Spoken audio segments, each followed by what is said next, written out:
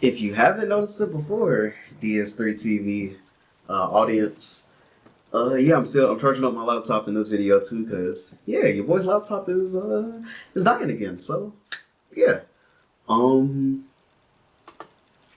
yeah, we got this video here from Salmonella, cause you know I told you I was gonna start watching more Salmonella, cause I know you guys like the content, and also. I mean, this is I know I've watched literally every video on his channel before, but it's been like a year, or yeah, it's been like a year since I probably watched all of his videos. So I'm gonna watch them again because of the simple fact is his videos are fun to watch, and I can endlessly talk about them every time. It doesn't really matter.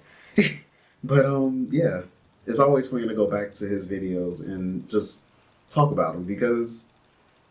Literally, he has really really funny videos, and he's a really great content creator. Oh, effort. Okay, I'm just gonna say it now. Play.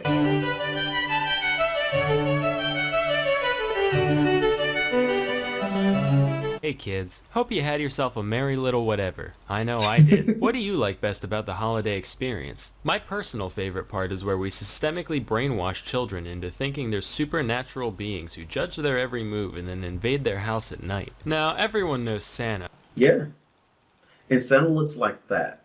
That is the Santa that everybody believes in. That is the Santa. Good old Saint Nick. Old Father Christmas, old Christopher Kringle, old Elpheus Prime, Slayer of Elk and Bringer Yo, he got abs.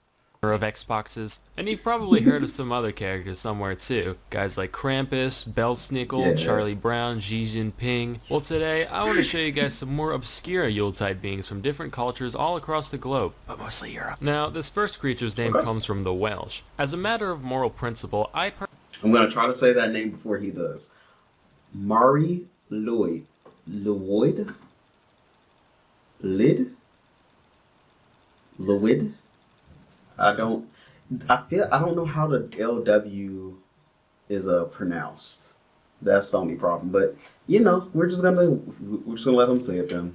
personally don't formally recognize the Welsh language. Maybe someday they'll figure out how W's and Y's work, then it'll be a I'm not the only one. different story, but for the time being, you'll have to excuse me for not condoning bullshit like this. Wow, that is a very long name. So the thing allegedly called Lwyd isn't a true mythical creature per se, but more so a tradition carried out for at least the past few centuries in South Wales. No, I mean Old South Wales. This is how it works. Every holiday season, the village rapscallion will take a horse's skull and affix it to the end of a pole. Kinda like one of these things, except, you know, awful. The skull is typically decorated in some way, and sometimes they put in a lever so you can make the mouth move on its own. Then a white sheet is draped over the pole and its holder, thus giving the illusion that Famine himself has come to destroy all your figures. If I see that, I would cry for years, and I am almost 20 years old. I would cry for years if I see that in real life. Pudding. From here, one would think that the nightly festivities would include welshing your trousers and repenting for a lifetime of naughtiness, but no, it gets better. You know that whole mouth-moving thing? Turns out that's not just for taking wild snaps at the faces of innocent children. The Madi Lwyd and its party of caretakers will go around to random houses and sing a song about wanting to be let inside. The inhabitants are then expected to sing back with excuses as to why they don't want this abomination in their home, all in rhyme of course. This goes back and forth until either the Madi Lwyd gives up, or the party's invited in, at which point they get to raid your pantry and drink all your beer. So if you ever find yourself rap battling a horse skull in South Wales, don't panic. It's normal, I guess. Next we have Frau Perchta, a witch-like being said to visit during the holidays in the alpine regions of Germany and Austria. Depictions of Perchta can range anywhere between beautiful woman and whatever the hell this is, but usually they fall somewhere in I mean, you got a good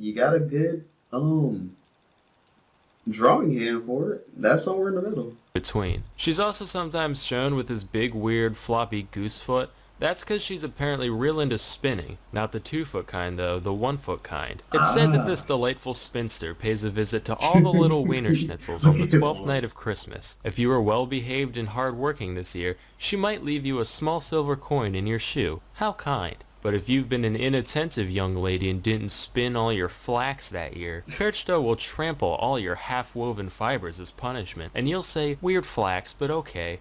Fucking cut that out, Jesus. Then there's the stuff Perchta considers especially naughty, which can vary depending on who you ask. If you left your house a mess, or you didn't leave out the traditional bowl of porridge, uh-oh, or maybe you didn't eat your ceremonial fish and gruel on feast day, that's when you've been a real goober. As recompense, she'll rip out your fucking intestines through your abdominal wall and then stuff your empty body cavity with pebbles and straw. What?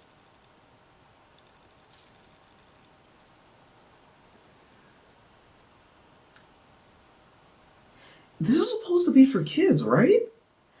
This is supposed to be something that kids are told, right? Right? Am I the only one here that's kind of a little bit concerned what they're telling kids what they're telling kids for Christmas? I'm just saying. I feel like maybe you shouldn't scare them this much. Maybe this is why they have problems growing up. Just saying. Hey. Until you're just as plump as when she started.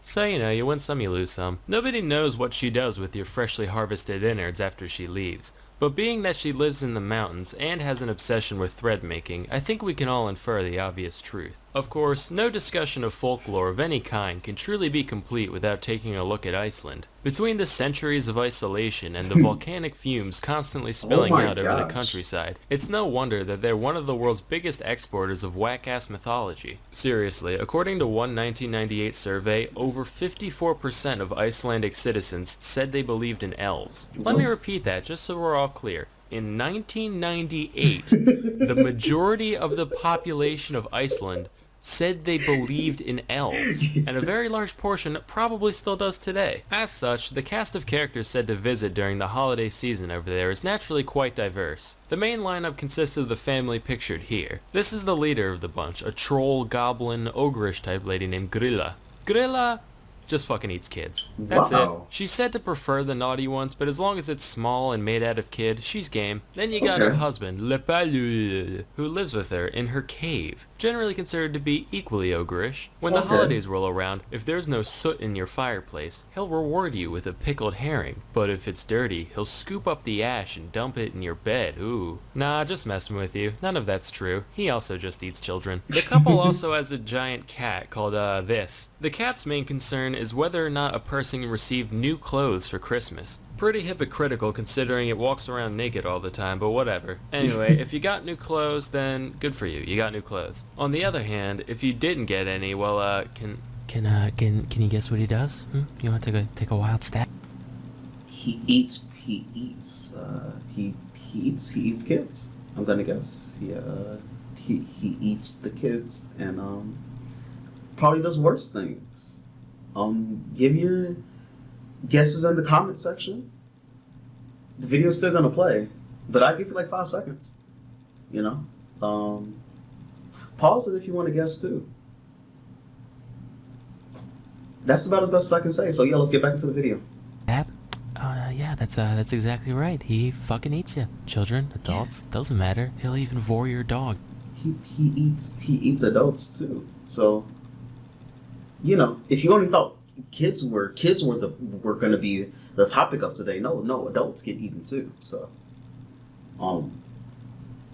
yeah, adults, even animals. He can even eat dogs. Yeah. I feel like people in these countries probably have more problems than what they let on.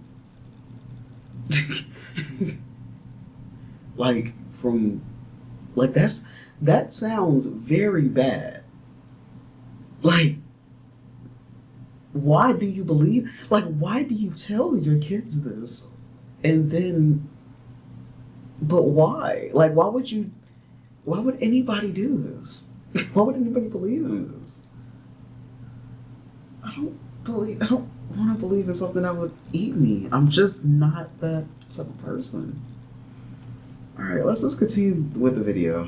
He doesn't care. Finally, you got the best of the bunch, the 13 Yule Lads, each of which visits on a different day leading up to Christmas. They're kind of like the 7 dwarves, but whereas those guys are jolly and helpful and stupid shit like that, the only real goal of the Yule Lads is to harass and inconvenience people as much as possible, and each one has a unique way that they go about doing that. I'm going to go through all 13. Now please remember, I am making none of this up. I'm not even going to try to say the Icelandic names, so I'll just give you guys the English translations, which are very apt, by the way. First, you got Sheepcoat Clod, who goes around harassing sheep, but he's easy to catch on account of his peg legs. Then there's Gully Gulk, who hides in gullies to steal milk from your cows. There's Stubby, he's real short. He eats the leftover crust out of pie pans. This one's called Spoon Licker. He licks spoons. He's also incredibly thin on account of malnutrition for some reason. There's Pot Scraper, he scrapes pots, and Bowl Licker, who's like Spoon Licker. The key difference here being that he licks bowls. You got Door Slammer, who slams doors in the middle of the night. And then Skyr Gobbler, who gobbles up all your skyr,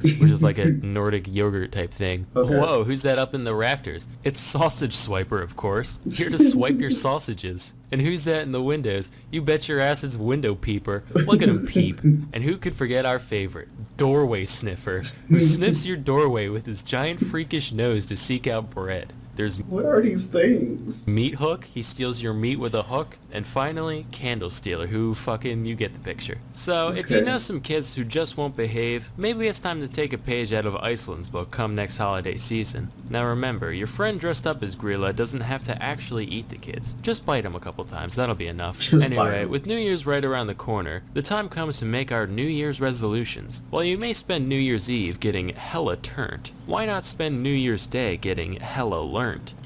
That was a good video. I know he's about to get into an ad, but yes, that was a very great video. Talk to you guys in the next video, which will definitely be probably tomorrow.